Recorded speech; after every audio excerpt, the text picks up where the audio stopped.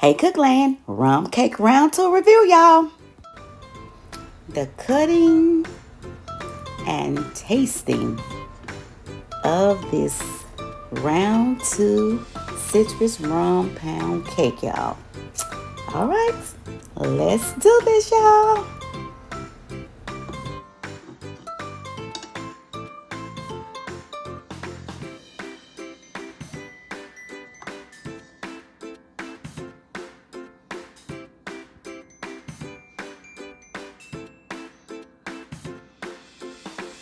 Whoa.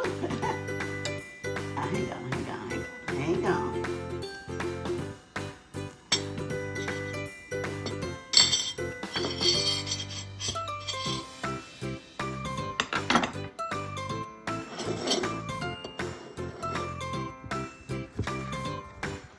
All right.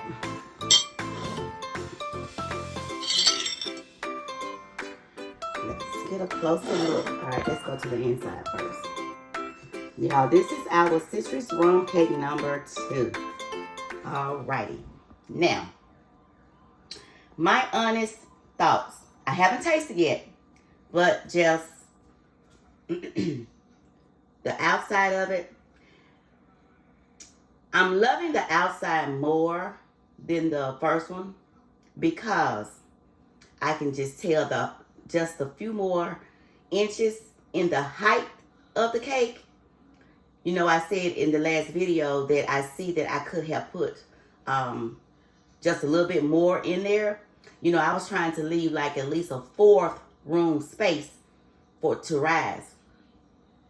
But I'm thinking because, well, I did put a little bit more batter in the pan, just a little bit more.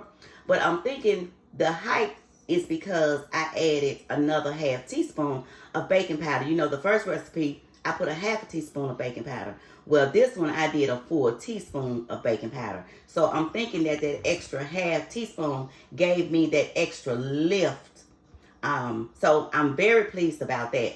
So from now on, and if you're going to make this cake, and if you made it and you remake it again, instead of doing a half teaspoon of baking powder, do 1 full teaspoon of baking powder. So that's the first and foremost of it. I like the length of it. This one here, I can tell it's going to be a little softer, a little bit more softer and more moist, and I'm gonna tell you why. I'm not gonna leave nothing out what I do. If I make any changes, because I have a habit of doing that, y'all. I will have a recipe, then when I go back and do it again, I'll do something, either add or take away. So what I did do, we know that the rum was our liquid, right?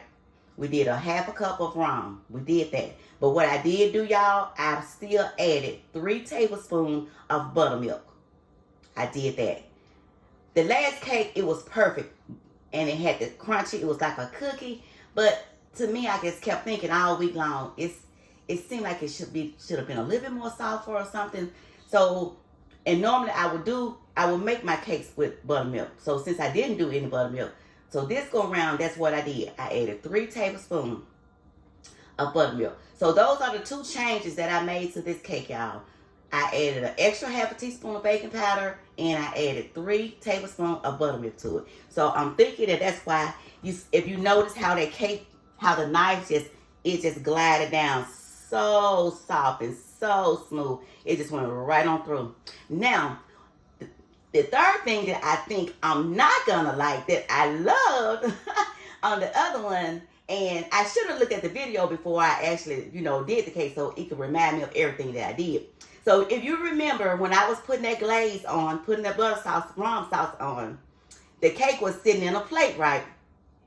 So, when I said, look how all that sauce is running down off in that cake, and you could just see the cake just kind of looked like a little river down there. Well, that was because it was sitting on a plate. So all of that liquid that was going into the cake and going down, it was causing the whole bottom part of the cake, all the bottom round edges of the part down here, it was causing all of that to set in that sauce until I lifted and put it on to a cake plate. So therefore, that's why it had that real nice crunchiness like a cookie. So, but last night, I forgot what I did. So I set the cake on when I had it on the cooling rack to cool. I started glazing it on the cooler rack. Therefore, all of the liquid that didn't go inside of the cake, it was just oozing down and through the rack into the pan. Last week, it was able to set in the sauce. So it formed that real nice crust. So I think that's the only thing that I'm not going to like about it. I don't believe it's going to give me that crunch like it did. And that's going to be the reason why. But other than that, everything, the whole method of what I did to make this cake, I'm very pleased with it. I won't change nothing else. I'm very pleased with the pan. I want to do it again because I want to make sure that I didn't spend my money on this bundt pan for nothing, because a couple of years ago, I bought that Jubilee bundt pan, and it was a real pretty, the way it was designed. And I gave it to a lady at my church. So I just have now I just had all just regular bundt pans or just regular tube, the smooth tube pans. So then I said, I want to go get back into my designer bundt pan. So that's when I saw this one, the Brilliant. So I got it, and I'm pleased with it. So I'm happy that I got it. But yeah, so this is this cake, y'all. The inside, the crumb is just look at that crumb. Oh yes, pound cake. So I'm running my mouth. My coffee is gonna need reheating up. But anyway, here we go. Let me set where y'all can see. Let me go. Y'all, it smells so good. So good. They go out to a little pecan got off in there from the side, but hey, that's okay, isn't it? Look at that, moist. When that cake can go like that, y'all, and stay down like that, that is a moist cake. All right. Here we go.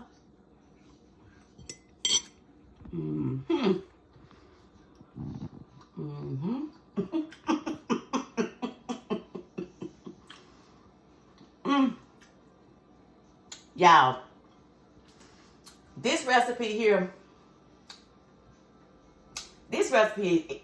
is no joke. This recipe here is no joke. This cake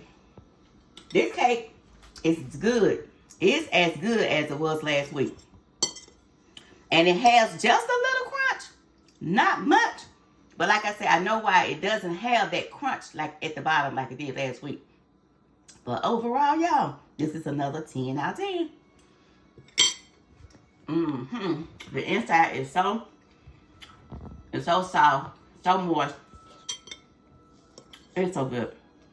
Let me stop, y'all. I'm supposed to be having this along with my coffee. All right, y'all.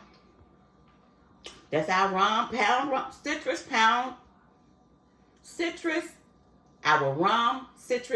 cake number 2.